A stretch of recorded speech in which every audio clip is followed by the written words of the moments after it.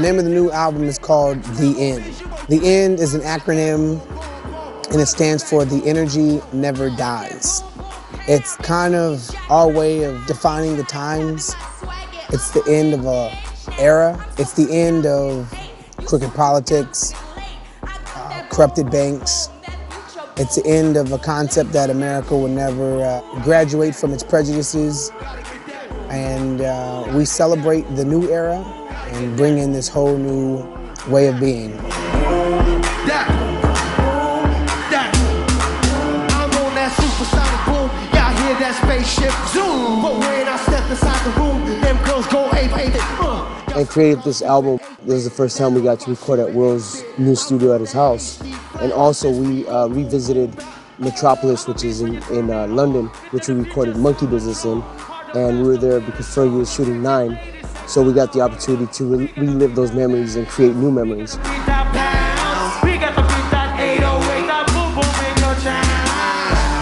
That boom boom pow sound is like, it's 3008. You know, it's like some next level junk as far as like song structure, minimal beat, but big sounding in the club. The video is on some next level digitalness. It's new for us, but we've always been experimental, you know? So it's like a genre fusion again. It's like we're mixing like dance, electro, freestyle music from the 80s, like Kraftwerk, and we just like put it in a blender and it comes out sounding like the Black Eyed Peas. Yeah, and we've had songs like that since our first album, so we've always experimented and tapped into the dance type of music.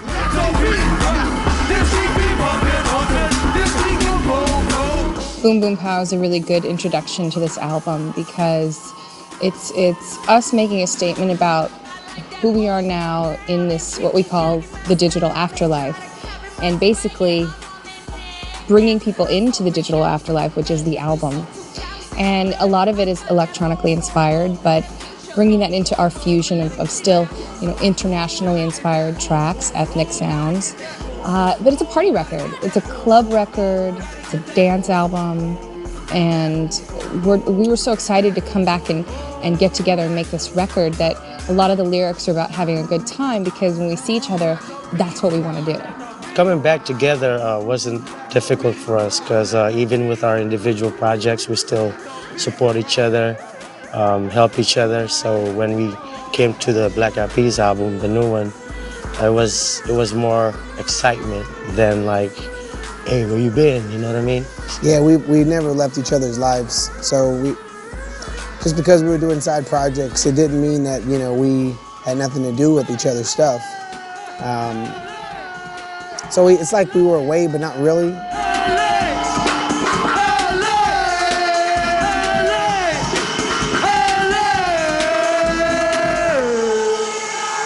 There's no specific process to writing. Sometimes we have writer's block and we're fighting our way out of it. Sometimes, you know, the lyric comes first, sometimes the beat comes first. And we have guys like Jean-Baptiste and Poet that help out and write with us as well. So there's really no order or method to the madness. A lot of times when we record, it's like a factory, because there are several rooms going at one time. And you'll be doing one song. Let's say I'll be in the studio with Will, and Tab's in one room, and Apple's in another room with our band, Bucky Johnson. And if I finish with Will, I can go into another room and go see what those guys are doing. And we all do that. We all jump around from room to room, because sometimes your ears get burned out on one song if you do it for too long. Making the album is an art form, creating that sound. And then doing the video is another art form. It's your visual presentation of what you've done sonically. So we get really into our videos and in preparing that and presenting it to our fans, because we get really excited about that, about the visuals. Then performing live, you get it all together and it's interactive. So we're trying to push the envelope, push ourselves and challenge ourselves to take everything to the next level.